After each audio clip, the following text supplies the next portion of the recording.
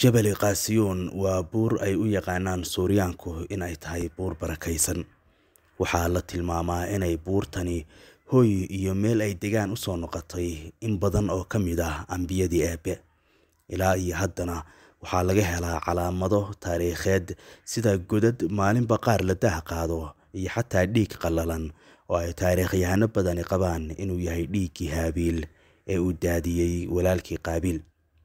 taasi oo noqonaysa in halkii ay isugu gacan qaadeen labadii wiil ee uu dhalay Nabi Aadam calayhi salaam ay ahayd oogada sare ee buurta Qaasiyuun.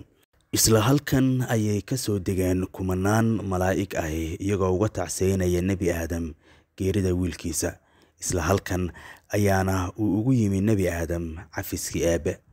waxyaabaha kale ee sii bilay taariikhda goobtan waa in ay tahay halkii uu ku dhashay Nabi Ibraahim calayhi salaam. Ibnu Casaakir sida uu wariyeyna halkan ayuu Nabi Ibraahim ku arkay xidigaha, qorraxda iyo dayaxa. waana halkii uu aabihii iyo qoomkiisa kula dooday in aanu dayax iyo xidiga caabudi karin, isagoo doodiisa sal uga dhigay in aanu caabudi karin xidig markii uu doono iska dhacaya oo qarsoomaya. isla halkan ayuu ku yaalaa maqaamu Ibraahim.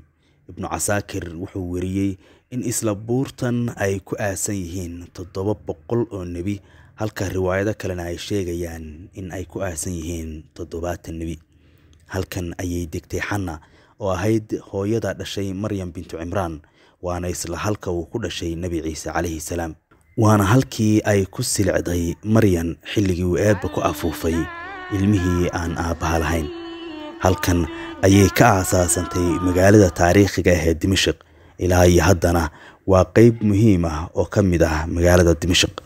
dhacdooyinkan iyo kuwo kale oo tiro badan oo ku sugan Qur'aanka Kariimka iyo masaadirta kale ee Islaamka ayaa la wariyey inay dhammaantood ka dhaceen halkan.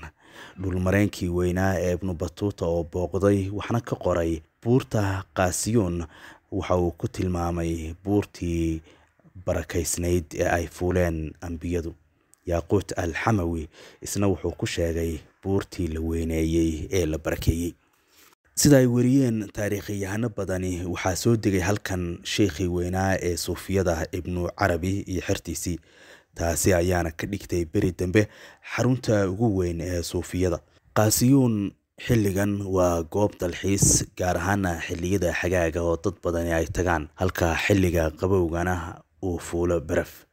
madaxdii dowladdii Umayyadeed ayaa bilaabay in halkan loo soo doonto hawo, gaar ahaan xilliyada kulaylaha.